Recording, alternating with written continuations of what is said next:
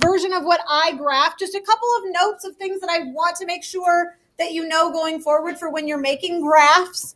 I saw some people in their graphs that drew this line from here down to 0, okay? Because we often like to have graphs start at the origin, right?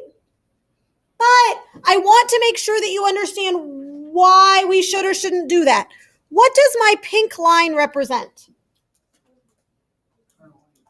The kernelite, the unpopped kernels, right?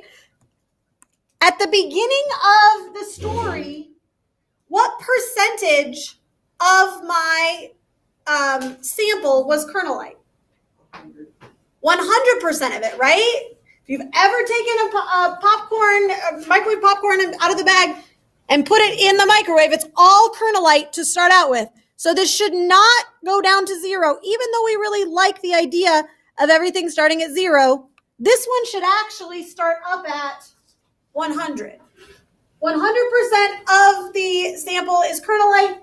0% of the sample is popcornium at the beginning, okay? Now, I don't know, this is a little bit subtle, and maybe some of you didn't catch it, but I'm going to just point this out to you, that all of these add up to what? Like at 50 seconds, it adds up to 100, 100, 100, 100, right? Does that make sense? So anytime when you look at this, you should be able to see that it's 100%. They get closer and closer and closer together, and in about 30 seconds, given your samples, about 50% of it was kernelite, and about 50% of it was popcornium. What does that interesting intersection point mean? What's that? The half-life. It means that the half-life of kernelite is what? 30 seconds in this story, okay? The half-life is 30 seconds. So that's the answer to question number 2. I just want to make sure that that makes sense to you so that you can kind of process that as we move forward. Now, on your paper, we're going to just go down here. I'm going to look down at questions 4. We're going to start with question 3. So questions 3 through 7, it says, consider the parent isotope uranium-235. That is radioactive. It does decay. And it happens to decay into the daughter lead-207. Now, the details of that don't matter to you. Okay, take physics with me and we'll talk about the details of it. But for right now, all you care about is that you're starting with one parent and you're going to a daughter, right? What is the half-life of this decay? Did anybody find it yet? It is in your reading. It is in the chart. I think it's labeled table 1. Take a look at it right now. See if you can find it. Look for it. Look for it. Drew, what do you see? 713 million. Mm-hmm. Make sure that you see that, you know where you can find that. Reading tables is a very important skill, ladies and gentlemen. 713 million years is the half-life.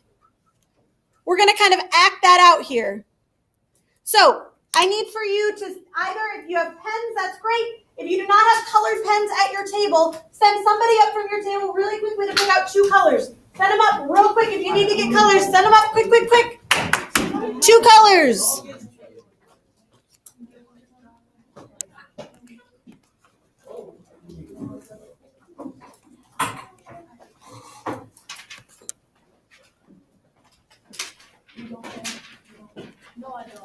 All right.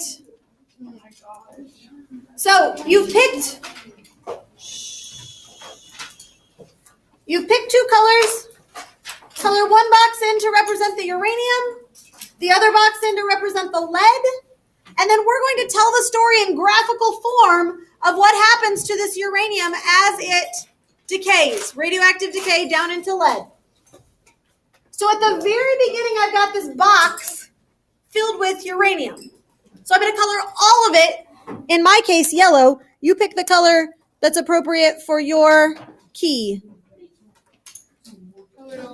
Color the whole thing yellow, or whatever color you have that corresponds to uranium. How many boxes are there that you just colored? 8. So I'm going to go ahead and make a note here that there are 8 boxes, and of them, I've colored 8 of them yellow. So 8 out of 8, or we can simplify that fraction to say 1, right? All of it. 100% of it is uranium.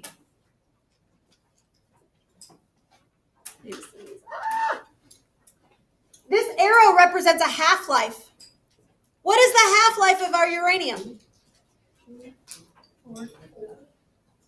What is the half-life of our uranium? Drew just looked it up on the chart. Somebody else corroborated it, I think, right? 713 million years. So 713 million years go by.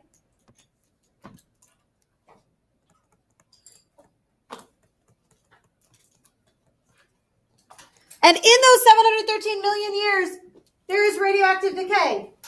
Half of the uranium has now decayed into lead. So I had 8 uranium to start. How much uranium am I going to have left after half-life? 4. So we'll color 4 of those boxes yellow. The other 4 have turned into lead.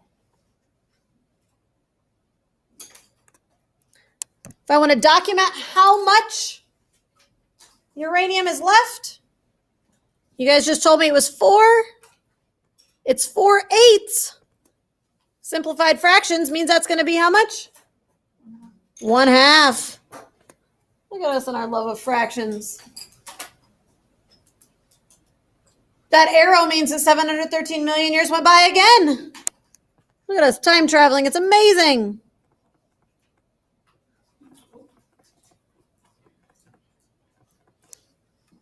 In those 713 million years, that next 713 million years, how much uranium do I have now?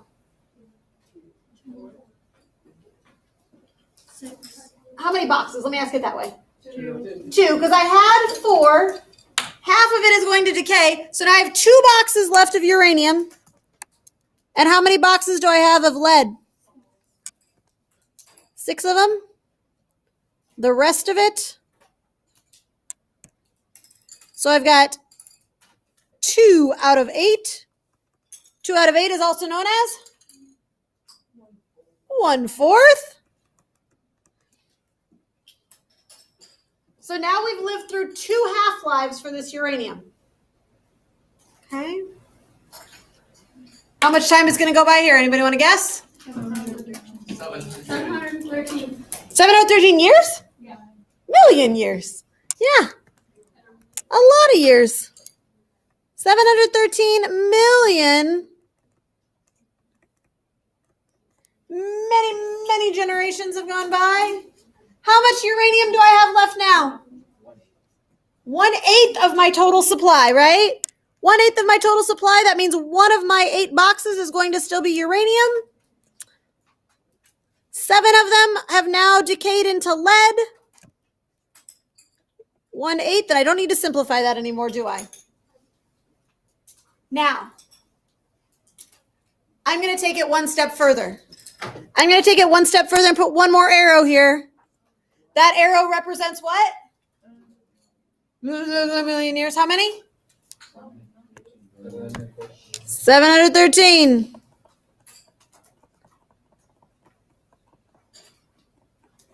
How much uranium is left after those 713 million years? 116. It's half of what we had, isn't it? So we had 1 box full. We're now left with half of a box full, right? Okay. The reason that I wanted to point that out to you is that after this, we're going to have half a box. So I'm just going to write that out here. So we've got half of a box of uranium-235. And I've got then 7.5 boxes of lead-207. So then I've got, what, 1/16 of my original amount? What if I have another half-life? 1/32. And it's just going to keep going down and down and down. Am I ever really going to run out of uranium? No, because every time it's just going to go down by half. Okay? And so every time it's going to get smaller and smaller and smaller. But until there's one nucleus, one atom left of uranium, there will always be uranium left, okay? So I want that to make sense that it's not just gonna poof, go away. It's gonna keep going and going and going and going. What's that say? Actually, I'll read the box here. This one here? Here? No, no. Oh, there you go. Lead is marked with PB. So yeah, I was just trying to be efficient, but you could write lead. Yeah, sorry, that was my bad. All right, so let's take a look here because I want to make sure that we're doing okay. So question 5 said use the colors to show how much uranium and lead is left. Question 6 said below each column write the fraction of the parent isotope. So we go from 1 to a half to a quarter to an eighth to a 16th to a 32nd to a 64th. We just keep getting smaller and smaller and smaller. Question 7 says above each arrow write how much total time has gone by. So 713 million years.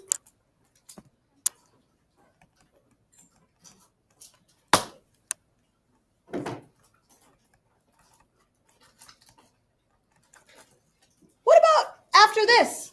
When we get here, how much time has gone by?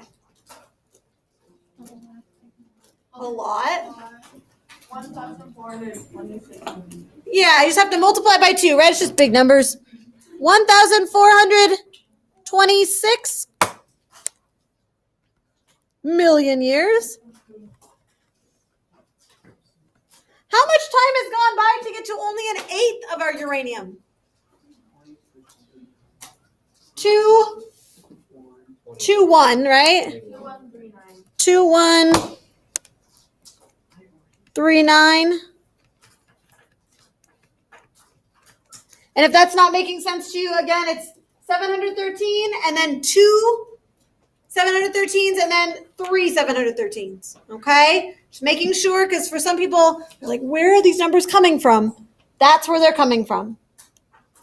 All right. Question 8 and beyond are things that you can answer. Number 8 really is like, here's a new situation. Use that to figure it out. So I'm going to let you do that one. Question 9 and beyond, you can find from the reading. So I'm going to give you a little time to work on that. Before I send you on your way to do that, though, I do want to point out to you, hold on just a second, that on Canvas, just so that it's very clear to you, ladies and gentlemen, if you've been gone or you need some help with your studying, I've been recording the lessons this unit, and they're all available on ESS resources. It says Carblink's ESS recorded classes. That takes you directly to YouTube, okay? And the YouTube link goes directly to all of those lessons. And then if you just, let me make it big so you can see it. Over on the right-hand side, you can select which day. So if you missed a day, or if you were just spacing out during a day, you weren't really paying attention, you need some help, it's all right there so you can get some help, okay? So if there's something that you need help with, go there for sure. So your priorities for the next 20 minutes, 15 minutes, number 1 is to get this sheet done, front and back. And then after that, you've got your study guide to work on. The back of the study guide, questions 6 and 7, focus on the half-life stuff. So if you want to look at that right now to make sure you don't have any questions on that, that would be a fantastic idea. But going through the front and back of this will get you ready for the test tomorrow, okay? I will let you know when it's time to pack up. Until then, you should be working. Okay, go, go, go.